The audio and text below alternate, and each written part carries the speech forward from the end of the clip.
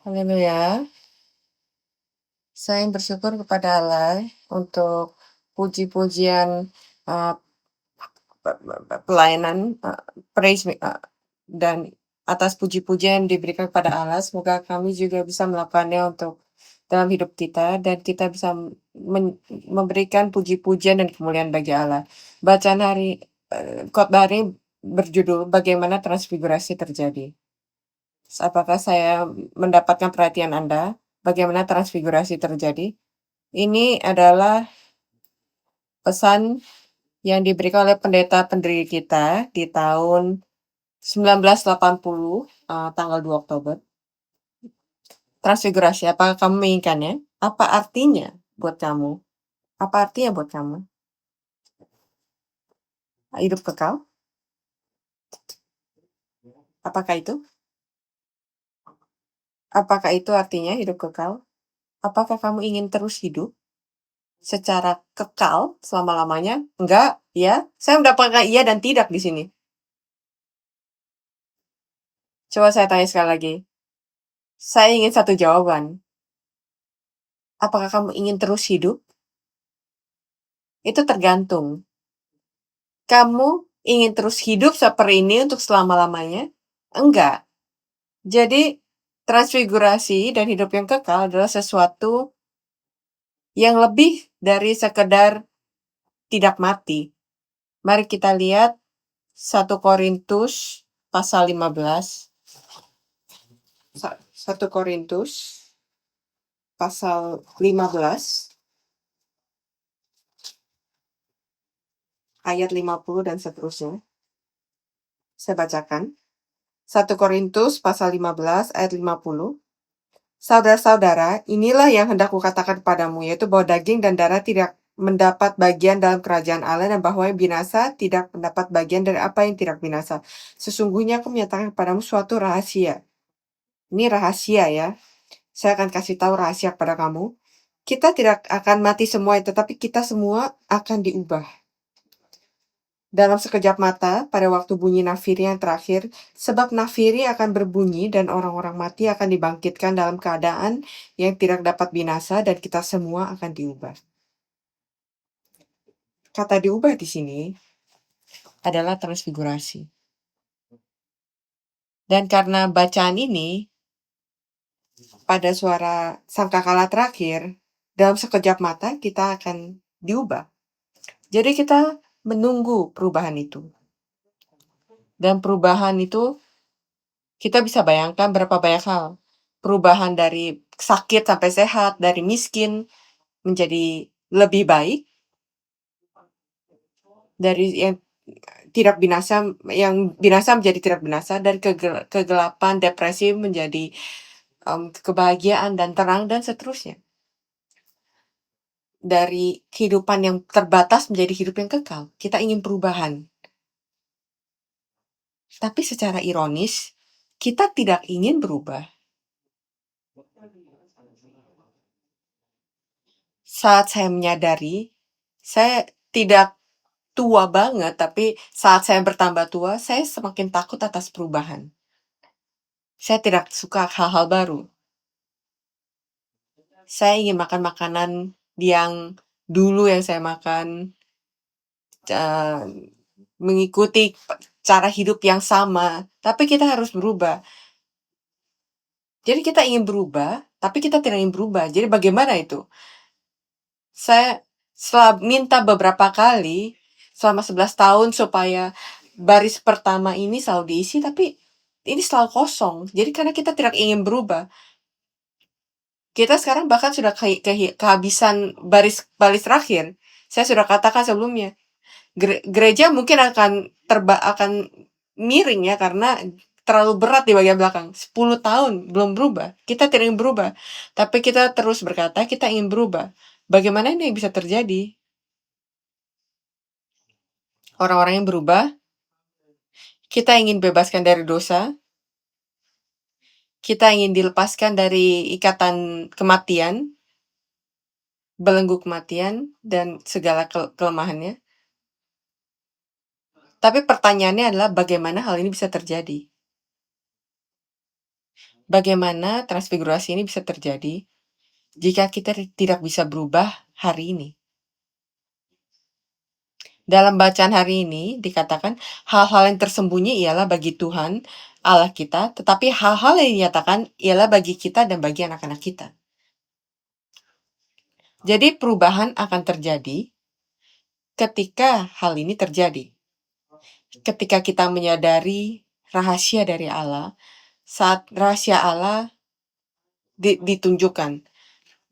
Jadi mari kita lihat selangkah demi selangkah, poin demi poin. Yang pertama, perubahan dimulai atau transfigurasi dimulai ketika apa yang tersembunyi dinyatakan. Bacaan hari ini sekali lagi dikatakan, tetapi hal-hal yang dinyatakan adalah ialah bagi kita, bagi anak-anak kita sampai selama-lamanya. Jadi saat kita mengetahui rahasia itu akan mengubah kita. Jadi perubahan akan terjadi. Saya mungkin akan menggunakan dua kata, transfigurasi dan perubahan, tapi artinya itu adalah sama. Perubahan akan terjadi, akan dimulai ketika apa yang tersembunyi itu dinyatakan. Mari kita tanya diri kita sendiri. Apakah telah ada wahyu atas apa yang telah yang tersembunyi? Amin. Bagaimana? Di dalam kitab Wahyu, dalam buku kitab Wahyu, pasal 5, buku ini terkunci, tersegel, tidak ada yang bisa buka, tidak ada yang bisa melihat apa yang ada di dalamnya. Tapi dikatakan,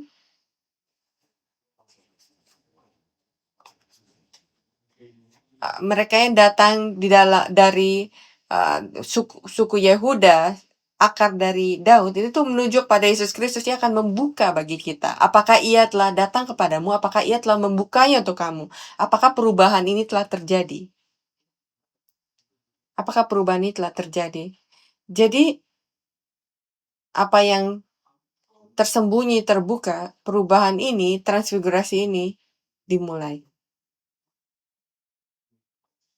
Jadi, yang dikatakan, jika tidak ada perubahan yang terjadi dalam hidup kita, itu artinya ini belum benar-benar ditunjukkan.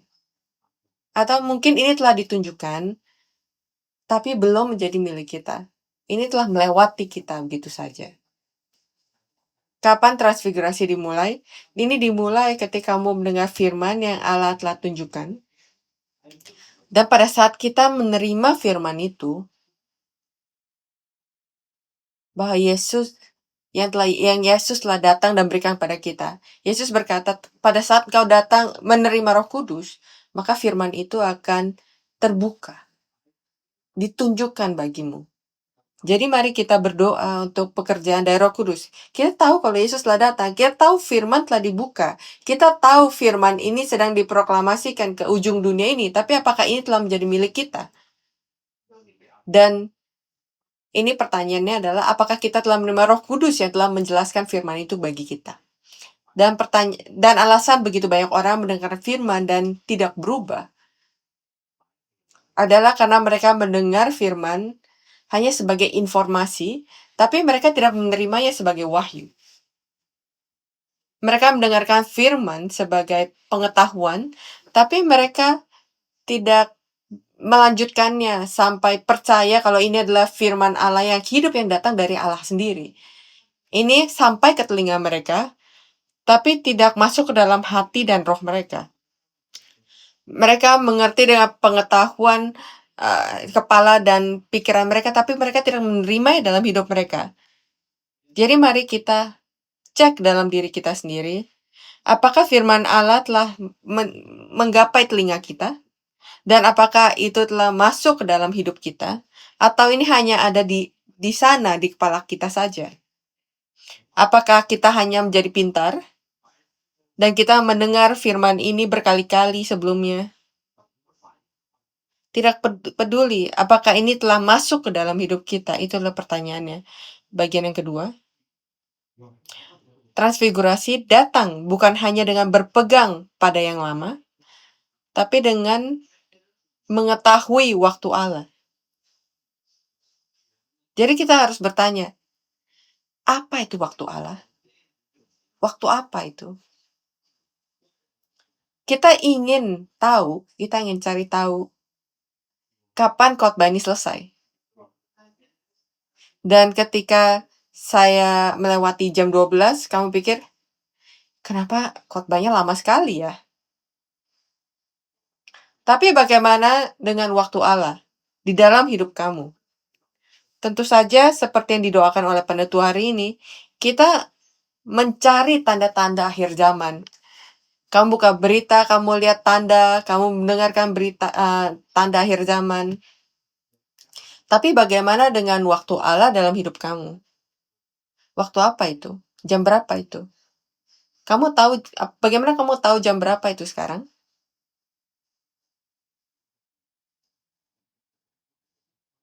Kamu lihat jam kan? Tapi untuk waktu Allah bagaimana kamu bisa tahu? Saya akan berbicara tentang ini pada waktu Bible study hari ini. Saya akan berbicara tentang waktu. Jadi kita tidak akan menghabiskan begitu banyak waktu untuk berbicara tentang waktu ini. Jadi Allah memiliki kehendaknya dan rencananya. Dan sampai ini bisa dipenuhi, Allah akan terus bekerja. Tapi ada tanda waktu di dalam rencananya, dan tergantung waktunya, ia menggunakan metode yang berbeda-beda. Misalnya, di masa perjanjian lama, Allah menggunakan hukum dan nabi untuk menunjukkan kepada Yesus Kristus, Sang Mesias. Ketika Yesus datang, itu adalah tanda, stempel waktu. Waktu ketika perjanjian lama, hukum-hukum dan nabi-nabi tunjukkan di sini. Dan apa yang menentukan untuk perubahan waktu itu? Apa yang menentukan kalau sekarang adalah waktu Mesias itu? Sekarang adalah waktu untuk pemenuhan dari hukum ini. Siapa yang menentukan hal itu? Apa yang menentukan itu? Kedatangan dari anak manusia Yesus Kristus, kelahiran Yesus Kristus mengubah waktu itu. Jadi waktu ini tergantung dari seseorang itu, yaitu Yesus Kristus itu sendiri. Tapi untuk mereka yang tidak datang dan mengerti dan percaya kalau Yesus adalah Mesias, anak Allah, waktu itu tidak pernah datang. Ya kan? Jadi ini tidak tergantung matahari atau kalender Gregorian. Waktu itu tidak akan datang karena kamu menunggu cukup lama. Sama dengan transfigurasi. Kita menunggu hari di mana akan ada suara sangkakala yang besar, dan pada satu kita akan diubah, dan kita menunggu sampai waktu itu datang, dan saya garansikan kepada kamu, waktu itu tidak akan pernah datang kepada kamu. Saya mungkin ditendang dari tempat ini karena mengatakan ini. Karena saya biasanya tidak menggaransikan apapun di dalam tempat ini. Tapi kecuali kita bertemu dengan dia, waktu itu tidak akan pernah datang. Jadi ketika Yesus datang di dalam perjanjian lama, mereka terus berkata, ia akan datang. Dan pada saat ia datang, waktu itu datang. Dan pada saat Yesus pergi, artinya ia naik ke surga, ia berkata, saya akan datang lagi. Jadi kita menunggu untuk waktu itu. Waktu itu tidak akan datang kecuali kamu bertemu dengan dia. Kamu mengerti itu? Apakah ini masuk akal? Tapi di waktu Yesus, pemimpin agama tidak bisa datang ke waktu itu karena mereka berpegang pada yang lama. Ketika Yesus datang, Yesus berkata, enggak, hukum itu lebih besar daripada kamu. Jadi mari kita lihat Matius pasal 11 ayat 13. Matius pasal 11 ayat 13. Sebab semua nabi dan kitab Taurat bernubuat hingga tampilnya Yohanes. Siapa tuh Yohanes? Ini menunjukkan pada Yohanes Pembaptis. Dan Yohanes Pembaptis memberikan akhir pada waktu lama itu dan ia memperkenalkan pada kita waktu yang baru yang dimulai dari Yesus. Sama dengan Lukas pasal 16 ayat 16. Lukas pasal 16 ayat 16, hukum Taurat dan kitab para nabi berlaku sampai kepada Yohanes, dan sejak waktu itu kerajaan Allah diberitakan dan setiap orang menggagahinya, berebut memasukinya. Sejak saat itu, Yohanes Pembaptis menjadi titik balik dari waktu itu, dan Injil kerajaan, siapa itu? Saya tidak bertanya apa itu, tapi saya bertanya siapa itu, karena Injil kerajaan itu adalah Yesus Kristus. Telah diproklamasikan waktu yang baru. Dan pada saat mereka berpegang pada nabi dan hukum yang merupakan yang terbaik pada perjanjian lama, itu adalah firman Allah. Jadi pada bacaan ini, Yesus tidak berkata hukum perjanjian lama, hukum dan nabi itu salah, tapi Yesus berkata mereka itu benar. Dan apa yang mereka katakan sedang digenapi di depan mata kamu sendiri saat mereka melihat Yesus Kristus, karena ia telah datang. Tapi apa masalahnya?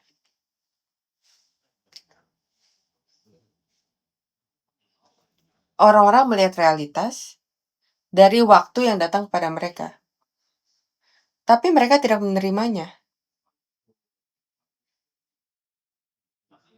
Yohanes Pembaptis berkata, inilah anak Allah yang akan membawa dosa-dosa manusia. Tapi mereka lebih percaya pada Musa atau hukum-hukum yang diberikan oleh Musa. Tapi mereka tidak percaya kalau Yesus adalah anak yang Allah telah kirimkan.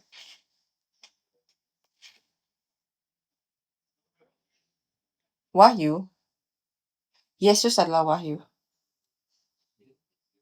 Yesus tersembunyi dan sekarang ditunjukkan, diberikan kepada mereka. Tapi mereka menolak Yesus. Kita juga harus berhati-hati sekarang. Karena kita menerima kasih karunia kemarin, bukan berarti saya ada di waktu yang benar pada hari ini. Hanya karena saya melakukan semua itu, semua ini, saya percaya saya melayani di masa lalu, bukan berarti hari ini akan terus berlanjut. Transfigurasi tidak datang kepada mereka yang menyembah di masa lalu, tapi mereka yang bisa mengetahui waktu Allah dan dengan rendah hati berada di hadapan firman yang Allah ucapkan sekarang. Jadi apa itu waktu yang sedang kita hidupi sekarang? Yesus berbicara tentang waktu yang akan datang setelah ia kembali ke surga.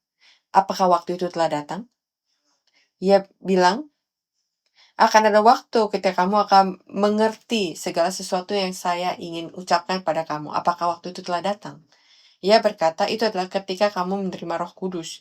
Ini bukan menunggu waktu atau tanggal, tapi ini tentang apa yang akan terjadi, siapa yang kamu ketemuin. Jadi ini membawa kita pada poin ketiga, transfigurasi terjadi ketika kita datang kepada Kristus.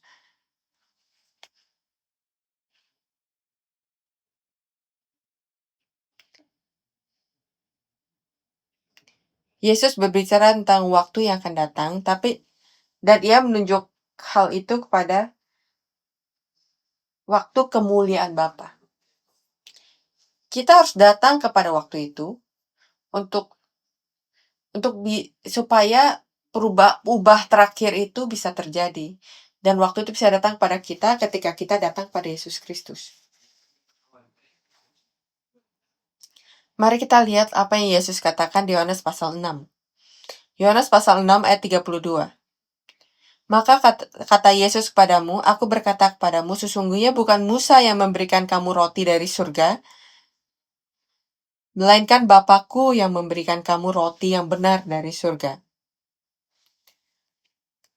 Orang kadang-kadang tidak mengerti Dan Yesus bukan hanya berbicara tentang roti fisik di sini, roti yang kamu dan saya tahu memiliki arti rohania tentang firman Allah yang sedang diberikan kepada kita, firman surga yang diberikan pada kita di dunia ini, ya kan?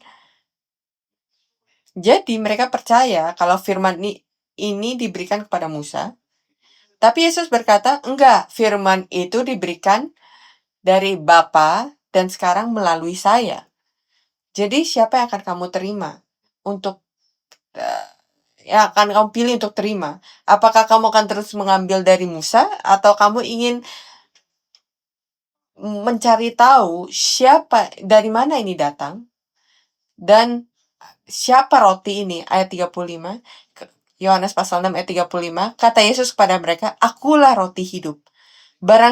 Jadi ini sangat radikal pada saat itu bagi mereka. Karena untuk kita sekarang udah bilang Yesus adalah roti hidup, tapi bagi mereka pada waktu itu ini adalah radikal. Karena bukan hanya Yesus berkata, aku adalah roti, Yesus berkata, di masa lalu, di padang gurun, mana itu adalah saya. Jadi sekarang Yesus sedang melakukan time travel, time transfer, atau menghubungkan waktu. Jadi orang-orang yang mendengar pada waktu itu, murid-murid dan pengikut Yesus, mereka bingung. Apa? Pada waktu itu, kita percaya kalau Musa yang membawa mana dari surga, tapi itu adalah kamu? Itu adalah kamu? Ayat 47-51, Yohanes pasal 6 ayat 47-51, aku berkata kepadamu, sesungguhnya barang siapa percaya, ia mempunyai hidup yang kekal. Percaya apa? Ayat 48, akulah roti hidup. Nenek moyangmu telah makan mana di padang gurun dan mereka telah mati. Karena mereka nggak percaya kalau roti yang mereka makan ini adalah Yesus Kristus. Dan sekarang ia bilang, kalau kamu percaya akulah roti hidup, kamu akan dapat hidup kekal. Jadi adalah tentang dia. Dia adalah penentu dari waktu itu. Dan ia berkata, aku adalah waktu itu dan aku adalah hidup, aku adalah waktu yang kekal itu. Kamu percaya akan hal ini? Nenek moyangmu telah makan mana di padang gurun dan mereka telah mati. Inilah roti yang turun dari surga, supaya seorang pun makan daripadanya, ia tidak mati. Akulah roti hidup yang telah turun dari surga. Jikalau seorang makan dari roti ini, ia akan hidup selama-lamanya. Dan roti yang kuberikan itu ialah dagingku yang akan kuberikan untuk hidup dunia. Masalahnya adalah manusia tidak memahami hal ini. Apakah kamu memahami hal ini? Ia berkata, aku adalah roti hidup. Aku adalah roti, kamu harus makan aku. Kamu harus mengambil aku dan menerima aku dan mengerti. Maka kamu akan memiliki hidup kekal. Nenek moyangmu makan roti di padang gurun tapi tetap mati karena mereka nggak percaya. Jadi setelah Yesus berkata itu, orang berkata, saya nggak ngerti.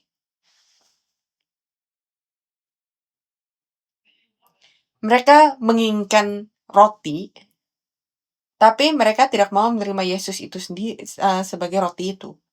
Mereka ingin kasih karunia, tapi mereka menolak Tuhan dari kasih karunia itu. Mereka ingin hidup kekal.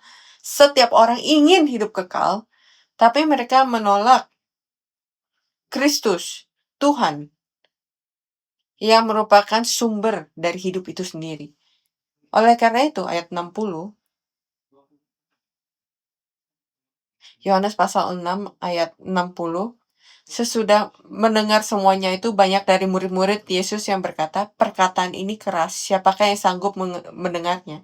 Artinya siapa yang bisa ngerti? Apa maksudnya? Kamu adalah mana di padang gurun, dan sekarang kamu adalah roti yang hidup dari surga. Dan kita makan kamu, dan kita memiliki hidup kekal.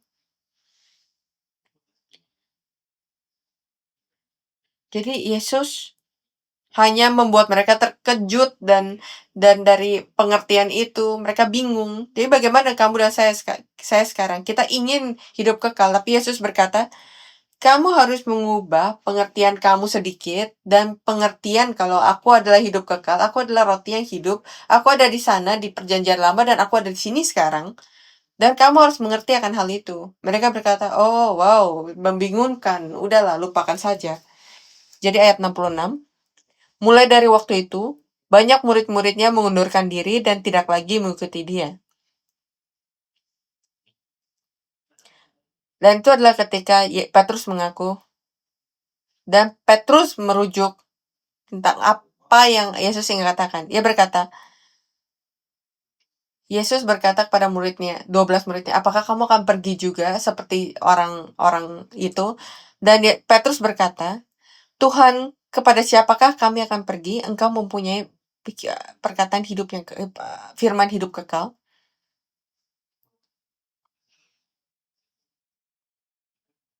Dan ini adalah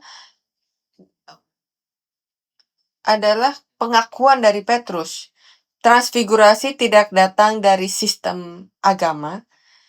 Ini datang dari Kristus itu sendiri. Kecuali kamu benar-benar bertemu dengan dia, kamu tidak akan pernah menerima berkat hidup kekal. Sebelum ini terjadi, di tengah-tengah ini Yesus berkata di Yohanes pasal 6 ayat 63, rohlah yang memberi hidup, daging sama sekali tidak berguna, perkataan-perkataan yang kukatakan padamu adalah roh dan hidup. Jadi Yesus berkata, kamu menerima firmanku, kamu percaya kalau firman itu adalah aku, maka kamu akan memiliki hidup kekal itu. Jadi ini adalah konsep yang tampaknya seperti abstrak, tapi intinya adalah kamu harus bertemu dengan dia dan bisa percaya kepadanya. Apakah kamu telah bertemu dengan dia? Apakah kamu telah bertemu dengan Yesus Kristus? Kalau belum, kalau kamu tidak bisa dengan yakin berkata, saya telah bertemu dengan Kristus, saya ingin meminta kamu benar-benar berdoa, Tuhan, saya ingin bertemu denganmu. Tolong cari saya. Karena saya tidak tahu bagaimana atau di mana bertemu dengan kamu. Kamu harus mencari saya. Poin keempat, transfigurasi bergerak melampaui sekedar kehidupan menuju pemulihan keadaan dan tatanan yang semula dikehendaki oleh Allah. Poin nomor 4.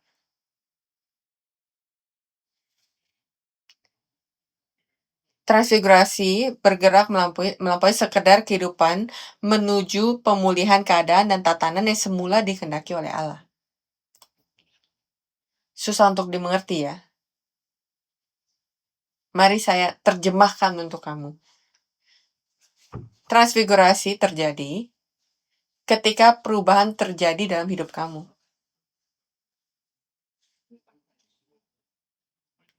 Ketika Allah menciptakan manusia, ia tidak menciptakannya hanya sebagai tubuh yang bernafas. Tapi dalam Kejadian pasal 2 ayat 7, dikatakan, ketika itulah Tuhan Allah membentuk manusia dari debu tanah dan membuskan nafas hidup ke dalam hidungnya, demikianlah manusia menjadi makhluk yang hidup. Makhluk yang hidup bukan hanya makhluk yang bernafas atau tubuh yang bernafas, tapi ini adalah seseorang yang memiliki roh Allah, nafas Allah. Tapi karena kejatuhan, karena dosa, kita kehilangan nafas itu, kita kehilangan nafas yang kekal itu, dan itu sebabnya kita terengah-engah, kita selalu kehilangan nafas secara figuratif. Dan itu sebabnya pada akhirnya kita akan kehilangan nafas kita, dan itu disebut sebagai kematian.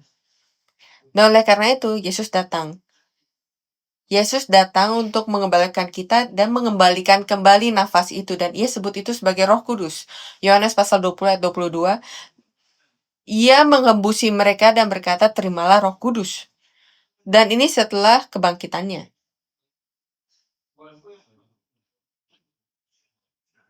Jadi transfigurasi bukan hanya hidup lebih baik atau hidup yang tidak berakhir. Ini adalah tentang menerima Roh Kudusnya. Ini adalah tentang menerima nafasnya lagi. Ini bukan hanya sekedar supaya orang-orang tidak mati. Hidup kekal, transfigurasi itu bukan hanya tentang tidak mati, seperti yang telah kita bahas di awal-awal. Tapi inilah tentang hidup kita, berubah dari kegelapan ke hidup, dari mati ke hidup, dari penyakit uh, penyakit ke kesehatan, dari kesedihan ke syukur dan dan sukacita, dari gelap ke terang. Jadi ini mengembalikan keadaan dan tatanan rohania dan hidup yang Allah hendaki dari awal. 1 Korintus pasal 15 ayat 50. Kita sudah baca sebelumnya, saya ulang lagi. Ayat 50 saja. Saudara-saudara, inilah yang hendak kukatakan padamu, yaitu bahwa daging dan darah tidak mendapat bagian dalam kerajaan Allah, dan bahwa yang dapat binasa tidak mendapat bagian dalam yang tidak dapat binasa. Masalahnya adalah, kamu dan saya semuanya binasa. Kita memiliki daging dan darah. Jadi bagaimana kita bisa mendapatkan warisan kerajaan Allah? Kita harus berubah. Yesus menunjukkan pada kita setelah kebangkitan, ia memiliki tubuh fisik, tapi ia juga ada pada keadaan rohani ya. Itu sebabnya tembok tidak bisa menahan dia. Itu harus terjadi dalam diri kita. Dan perubahan itu bukan hanya terjadi seperti itu saja, tapi ini dimulai. Perubahan itu dimulai dari hari ini. Dan itu adalah arah dari transfigurasi. Ini bukan hanya perubahan sedikit demi sedikit, tapi ini adalah perubahan dari direksi kita dan keadaan kita. Jadi, perubahan ini akan terjadi ketika kita menerima nafas hidup sekali lagi. Jadi saya benar-benar berdoa saat Yesus memberkati murid-muridnya menerima Roh Kudus. Amin. Terimalah Roh Kudus. Bagaimana kita bisa terima Roh Kudus? Siapa yang menerima Roh Kudus dalam Alkitab? Ada dua syarat untuk menerima Roh Kudus. Percaya pada Yesus dan menerima firman-Nya. Mereka yang percaya pada Yesus dan menerima firman-Nya, menerima Roh Kudus. Bukan mengubah emosi, bukan sesuatu yang efek yang dengan mukjizat, tapi itulah perubahan roh. Itu menerima rohnya, roh Allah, nafas hidup. Dan pada saat itu terjadi, itu akan mengubah jiwa kita. Pada saat kita menerima roh kita, itu akan mengubah jiwa kita, pikiran kita, dan hati kita. Dan pada saat jiwa, pikiran, dan hati kita berubah, apa yang akan terjadi? Hidup kita berubah. Pekerjaan kita, tindakan kita berubah. Tubuh saya dan pekerjaan saya akan berubah. Dan itulah ketika saya berdoa, bahkan dalam tubuh kamu yang sakit akan menjadi tubuh yang baik dan kuat. Mari kita berdoa dan saya percaya dan saya berdoa, hal ini akan terjadi di Gereja Sion. Semoga firman Allah, roh Allah bisa datang padamu, bukan dari saya menaruh tangan saya pada kamu, tapi kamu menerima firman Allah. Semoga Roh Kudus datang pada kamu, dan ini akan mengubah pikiran, jiwa, dan itu akan mengubah secara otomatis tindakan kita, kata-kata kita. Itu adalah urutannya. Dan yang terakhir, transfigurasi bukanlah peristiwa yang diatur oleh manusia pada tanggal tertentu, melainkan pekerjaan yang Allah lakukan ketika kita percaya dan taat pada firman-Nya. Transfigurasi bukan kita berbicara tentang perubahan terakhir ya, transfigurasi. Ini bukan sesuatu yang terjadi di tanggal tertentu. Tidak ada yang tahu kapan, di mana, bagaimana, kecuali di luar dari apa yang Alkitab telah katakan pada kita. Satu-satunya yang tahu adalah siapa? Bahkan Yesus berkata, satu-satunya yang tahu kapan itu adalah Bapa di surga. Tanggal, hari mana kamu mendengar dari saya, tanggal itu adalah tanggal ketika kamu harus menendang saya keluar dari gereja ini.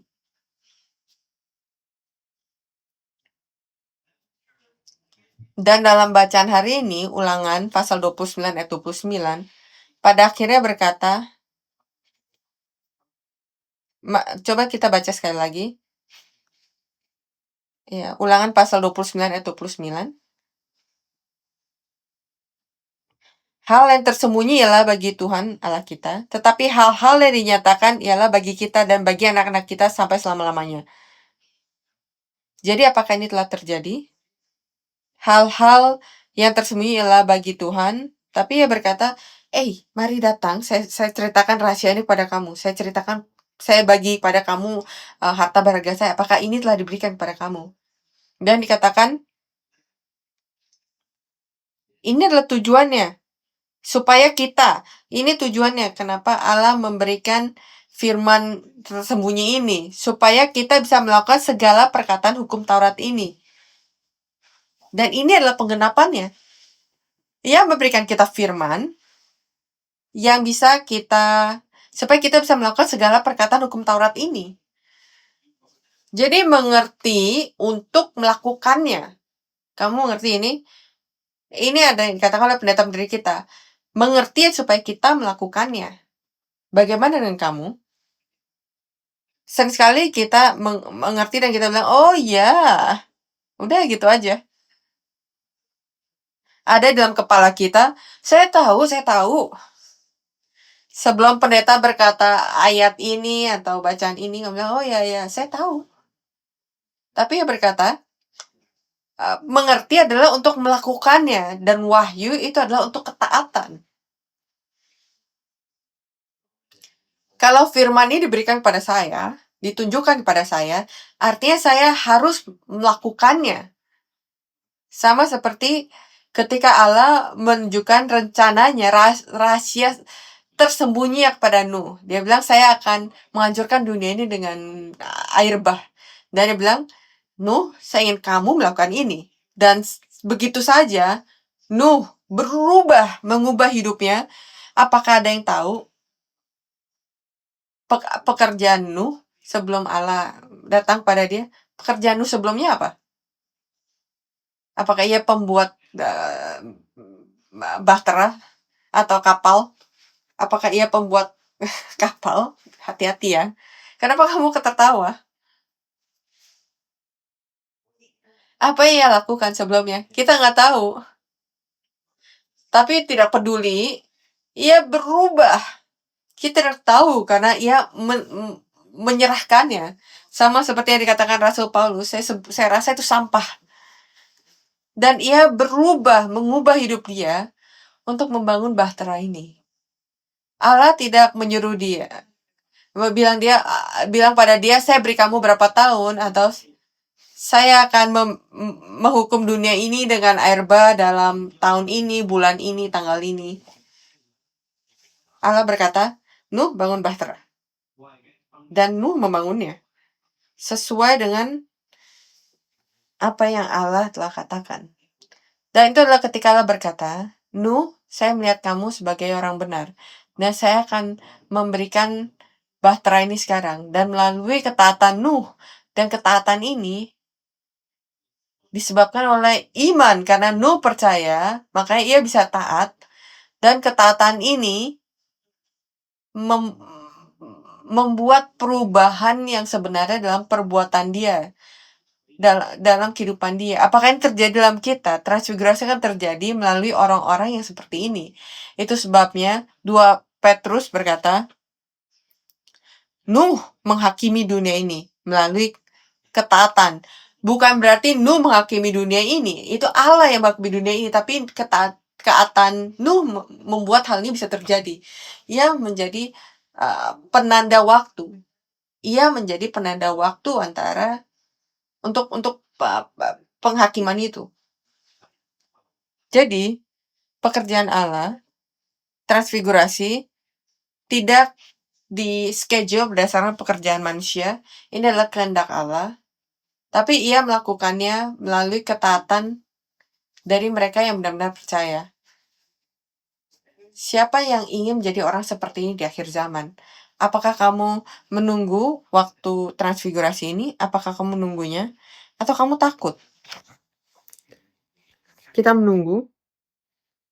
Jadi begitu juga dengan Allah. Allah menunggu juga.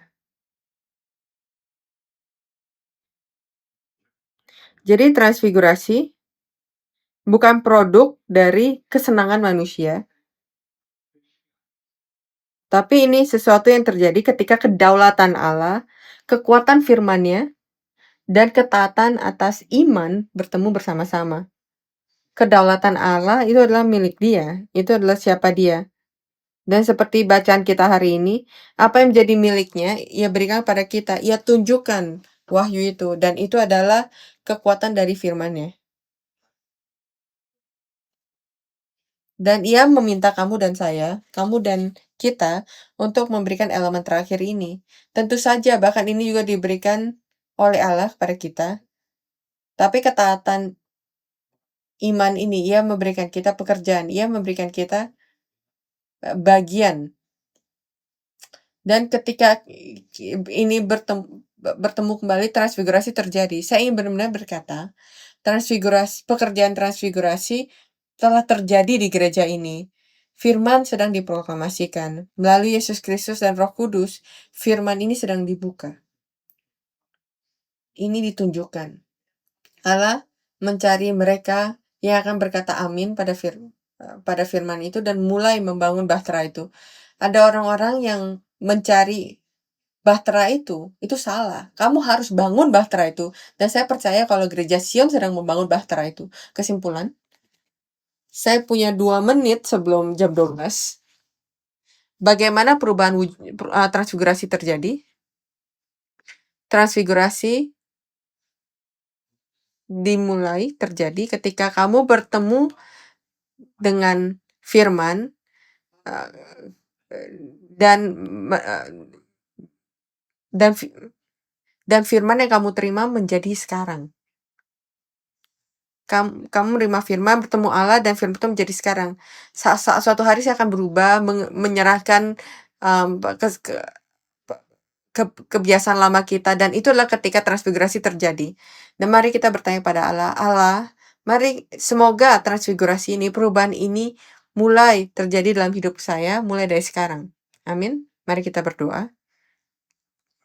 Allah Bapa di surga, kami bersyukur karena Engkau mengajarkan dan berikan kami firman ini, dan kami menyadari bukan hanya belajar, bukan hanya pengetahuan, bukan hanya sekedar menyadari dan mengenali dan menyadari, tapi ini juga tentang waktu ini, siapa Engkau. Ini tentang menyadari kalau Yesus Kristus yang datang kepada kami adalah firman. Ia adalah waktu. Ini adalah tentang menerima Engkau dalam hidup kami pada hari ini, sekarang. Dan menyadari kalau firman yang Engkau ajarkan pada kami itu adalah nyata. Pantas untuk atas ketaatan kami. Tolong bantu kami untuk benar-benar mengerti firman-Mu yang sedang ditunjukkan kepada kami. Semoga kami bisa menerima Roh Kudus-Mu. Semoga Roh Kudus-Mu bisa mengubah jiwa dan pikiran kami, dan semoga hidup kami bisa diubah. Bapa, kami tidak ingin berubah. Ini sangat sulit untuk kita untuk menyerahkan kebiasaan lama kita. Tapi kami percaya Roh Kudus-Mu bisa bekerja dalam diri kami dan mengizinkan transfigurasi bagi kami. Semoga perubahan ini bisa terjadi dalam hidup kami hari ini, dan semoga ini terus mengubah kami sampai kami bisa menjadi seperti Yesus dan tubuhnya setelah kebangkitan. Dan Bapa, tolong bantu kami untuk memiliki sedikit rasa apa itu kerajaan Allah saat kami menjalankan hidup kami di dunia ini. Semoga transfigurasi terjadi setiap hari dalam hidup kami. Dan Bapa, kami berdoa Engkau akan menyelesaikan pekerjaan transfigurasi yang Kau mulai di gereja Sion ini. Bapa, kami benar-benar berdoa untuk mereka yang benar-benar ingin memberikan hidup dan hati bagi-Mu, dan datang ke dalam hidup mereka pada hari ini. Bapa, tolong datang ke dalam hidup mereka dan ubah hidup dan hati kami pada hari ini. Kami telah hidup dengan kebiasaan lama yang berdosa dan tidak bisa melepaskan semua dosa-dosa kami. Bapa, semoga Engkau menjadi hari ini.